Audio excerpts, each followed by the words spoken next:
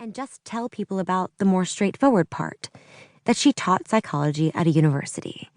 When people asked about what she did for a living, they usually were just being polite and didn't actually want to hear the details. She liked details, telling them and hearing them. People's life stories were endlessly fascinating to her. She collected them like other people collected photographs of interesting places. What made someone tick?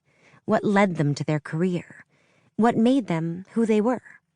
But even she'd had trouble finding something interesting about Doug the financial planner. Date experiment conducted. Experiment failed.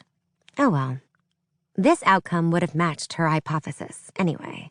Blind dates had a high crash and burn rate. She wouldn't have gone on this one if Kincaid hadn't looked so damn sincere and concerned about Taryn's lack of a social life. Her friend didn't want her to be lonely, and Taryn loved her for at least trying. However, now she was ready to get home, get in her pajama pants, and compile the final data for her presentation. Taryn checked her watch, and when she saw that Doug was still scrolling through something on his phone, she pulled her own phone from her purse. 2 missed calls and a text alert filled her screen. 2 from her mother, 1 from her dad. Shit. Taryn got that queasy pinch in her gut, and she almost fumbled the phone, trying to quickly open the messages. She'd silenced her phone and had forgotten her nightly check-in text to her mother, which meant red alert at her parents' house if her mom was having one of her bad days. She quickly texted both of them back, feeling like a guilty teenager instead of a grown woman. To her mom, texting, "I'm sorry. I'm fine, got caught up at work, all is well." She didn't mention the blind date because that could potentially set off a whole other slew of panicked questions. Who is he? Are you in a safe, public place? What do you know about this guy? To her dad, texting, "Sorry, out with a friend and had phone on silent. Is Mom okay?" Her dad quickly responded, "She'll be fine. Enjoy your night.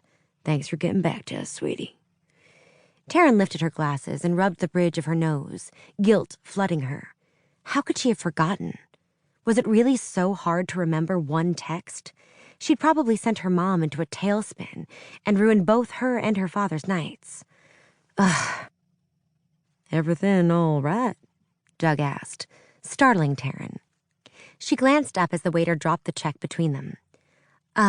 Yeah, just a missed call." She dropped her phone into her purse and reached for her wallet. They were definitely going Dutch on this date. "Well, we should probably—" "Do you want to come by my place for a drink?" Doug asked, interrupting her and dropping a sleek black credit card on top of the bill.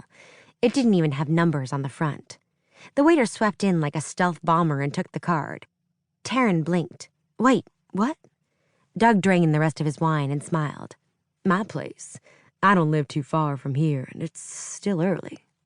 The chagrined smile he gave her said everything she needed to know. He was suggesting they sleep together, even though they'd bored each other, even though they had about as much in common as a grasshopper and a skyscraper. And he'd said it as if it were a totally normal thing to suggest. She tilted her head.